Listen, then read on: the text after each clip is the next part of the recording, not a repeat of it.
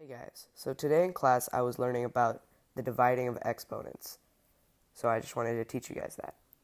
So the first thing you're going to want to learn is how to cancel them out by spreading the exponents out. So for this one it's 2 to the power of 6. So you're going to want to do 2 times 2 times 2 times 2 times 2 times 2 on the top. And then for 2 to the power of 4, you're going to want to do 2 times 2 times 2 times 2. Six twos on the top and 4 twos on the bottom. So then you're going to want to start canceling them out like this. There, there, there, there. And now we have 2 left on the top. So now we can simplify that down to 2 to the power of 2. I'll write that again since that's a bit messy. 2 to the power of 2 on the top, because that canceled out and we moved it to the top. Now let's move on to something a bit more complicated, like 3 to the power of 2 and 2 to the power of 2. Now, as I've told you in my multiplying exponents video, you can't add or subtract or do any playing with these exponents because they don't have the same base. So what you're going to want to do this time is spread them out again, just like last time. 2 times 2.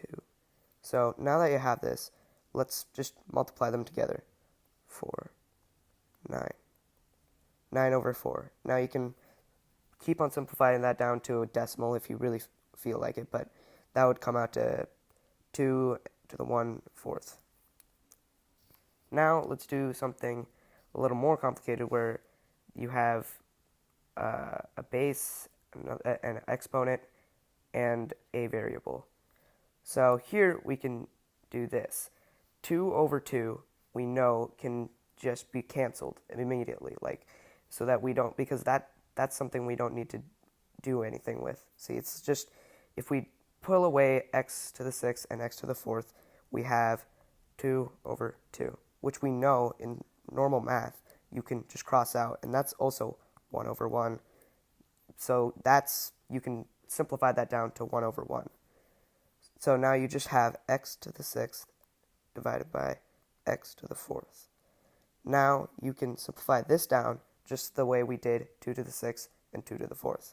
So we can write this out like x times x times x times x times x times x. And then we can write x 4 times x times x times x times x. Now we can do the same thing we did that last time and start canceling them out. And we're left with 2 on the top again. So that would also be x squared. So our final answer is x squared, since we canceled the 2's out and we divided x to the 6th and x to the 4th. Now the rule for this is x to the a and x to the b equals x a minus b. Into parentheses if you really feel smart. That's all.